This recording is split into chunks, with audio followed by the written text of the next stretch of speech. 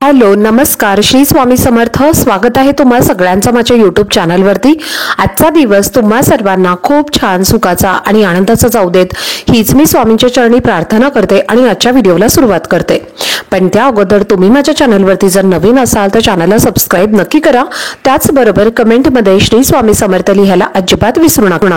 उद्या 14 फेब्रुवारी वार आहे बुधवार आणि या दिवशी आलेली आहे वसंत पंचमी।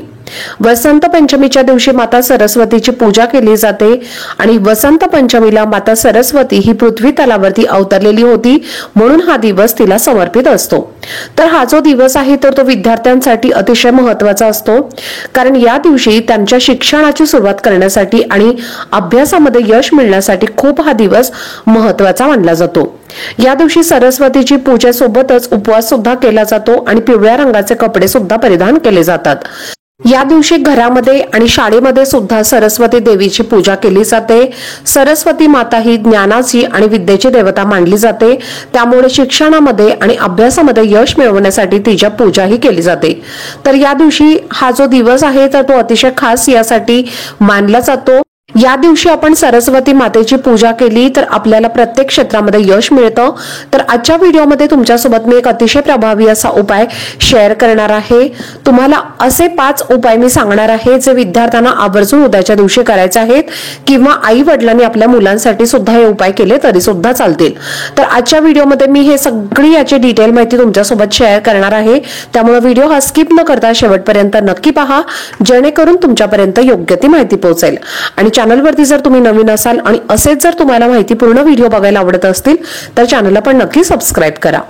तर बघा, तुमचं जर अभ्यासावरती लक्ष केंद्रित करण्यासाठी, एखादी आपल्याला गोष्ट पूर्ण करण्यासाठी आणि आपल्या मनातली इच्छा पूर्ण करण्यासाठी तुम्हाला काय करायचं आहे, जर तुमच्या मुलाला त्याच्या अभ्यासामध्ये एकाग्रतेने त्याला अभ्यास करायचा असेल किंवा त्याचं एकाग्रता अभ्यासामध्ये होत नसेल तर तुम्हाला काय करायचं आहे, सरस्वती मातेचे जे चित्र आहे तर ते त्यांच्या अभ्यासाच्या टेबलवरती म्हणजे स्टडी टेबलवरती तुम्हाला ठेवायचं आहे।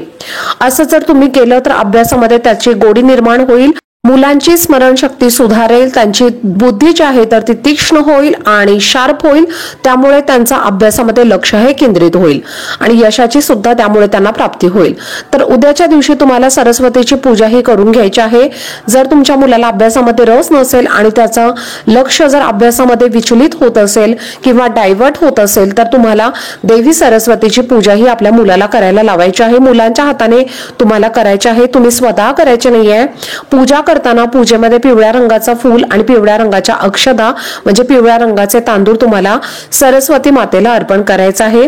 त्याचबरोबर मुलांना जर वर्गामध्ये म्हणजे त्यांच्या क्लासमध्ये जर त्यांना बोलायला अडचण होत असेल किंवा त्यांना बोलायला असं भीती वाटत असेल, फिअर वाटत असेल, स्टेज डेअरिंग नसेल, स्टेजमध्ये गेल्यानंतर त्यांना जर बोलायची भीती वाटत असेल, अभ्यास करून जर त्यांच्या लक्षात राहत नसेल किंवा मुलांना लिहिता येत नसेल किंवा त्यांना नीट वाचता येत नसेल तर काय करायचं आहे, उद्या वसंत पंचमीच्या दिवशी चांदीचं पेन जे आहे तर ते पेन तुम्हाला मधामध्ये बुडवायचं आहे आणि त्यांच्या जिभेवरती तुम्हाला एम हे अक्षर तुम्हाला लिहायचं आहे। मराठी मधलं एम अक्षर आहे तर ते तुम्हाला लिहायचं आहे आणि मुलांना जर ज्या काही बोलायच्या समस्या असतील तर त्यामुळे त्या संपूर्णपणे दूर होतात आणि त्यांचं जे स्टेज डेअरिंग आहे ते वाढतं, त्यांच्या मनातली भीती किंवा फिअर जो आहे तर तो सुद्धा कमी होतो आणि अभ्यासामध्ये मुलं पुढे जातात।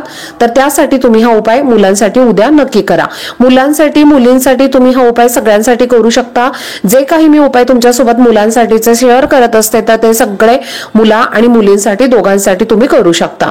अभ्यासामध्ये जर तुमच्या मुलांचं मन लागत नसेल, वारंवार कोणत्या ना कोणत्या अडचणी त्यांच्या अभ्यासामध्ये येत असतील, जर ते उच्च पदवी धारण करत असतील आणि तिथे जर त्यांना काही अडचणी येत असतील तर उद्याच्या दिवशी तुम्हाला काय करायचं आहे, सरस्वती मातेला पांढरं चंदन तुम्हाला अर्पण करायचं आहे।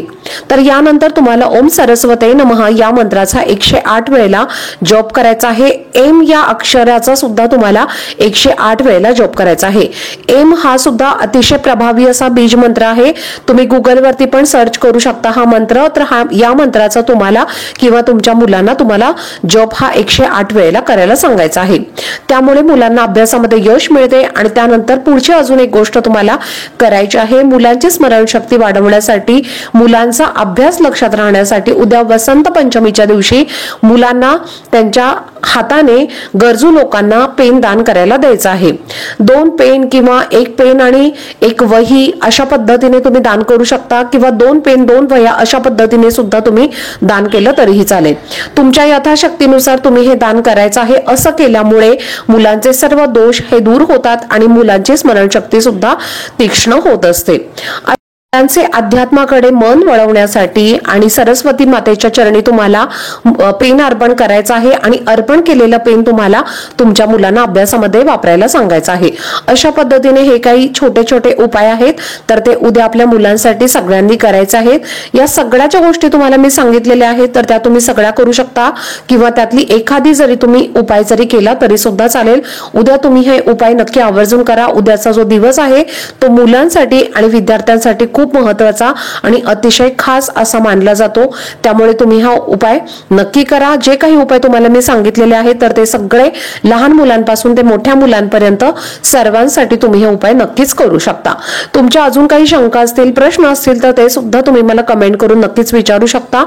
तर चला, झालेली सेवा ही मी स्वामी महाराजांच्या चरणी रुजू करते। आजचा व्हिडिओ जर तुम्हाला आवडला असेल तर व्हिडिओला जास्तीत जास्त लाईक करा आणि जास्तीत जास्त स्वामी भक्तांसोबत शेअर करा आणि चॅनलला पण नक्की सबस्क्राईब करा। भेटूयात पुढच्या व्हिडिओमध्ये, तोपर्यंत सर्वांना श्री स्वामी समर्थ।